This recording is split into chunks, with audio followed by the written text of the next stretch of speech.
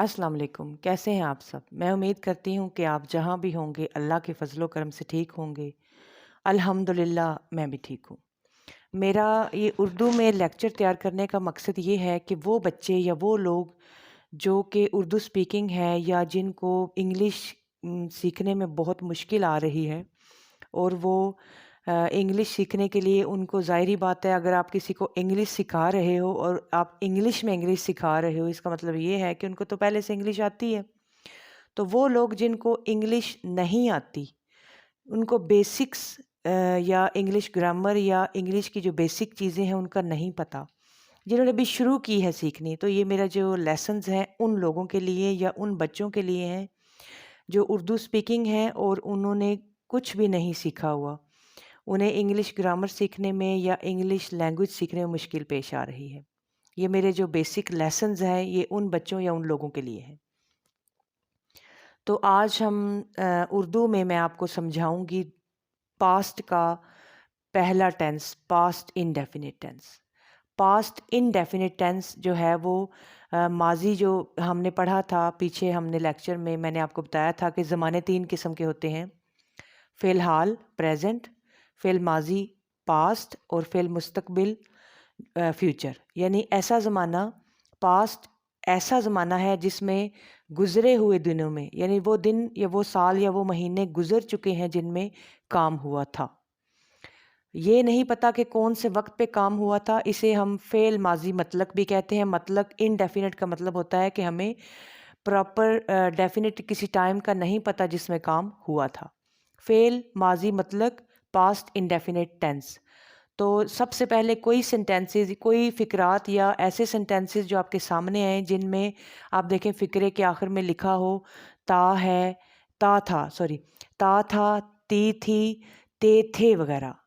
علی school جاتا تھا، آمنہ کپڑے دھوتی تھی، کھلاڑی میچ کھیلتے تھے یا کھلاڑیوں نے میچ کھیلا، آمنہ نے کپڑے دھوئے، بچے اسکول گئے، ہم نے ٹی وی دیکھا۔ اس طرح کا جو کام ہے جس میں کر لیا، ہوا، کیا، گئے وغیرہ آئے، یا تا تھا، تی تھی، تے تھے وغیرہ آئے، تو وہ فقرات یا وہ سینٹینسز پاسٹ انڈیفینٹ کے سینٹینسز ہوں گے۔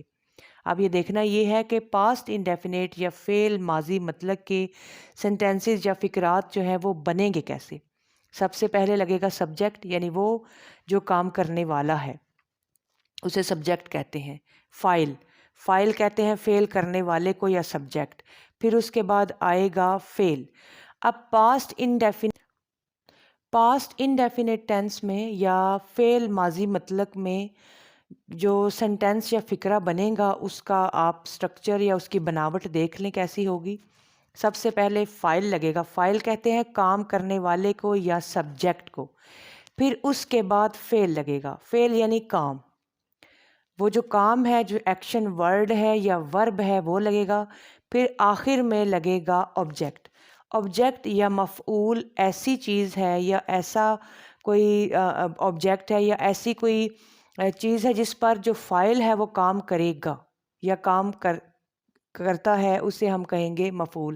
مفعول وہ چیز ہے یا آبجیکٹ وہ چیز ہے جس پر فاعل یا سبجیکٹ ورک کرتا ہے یا کرے گا یا کرتا تھا۔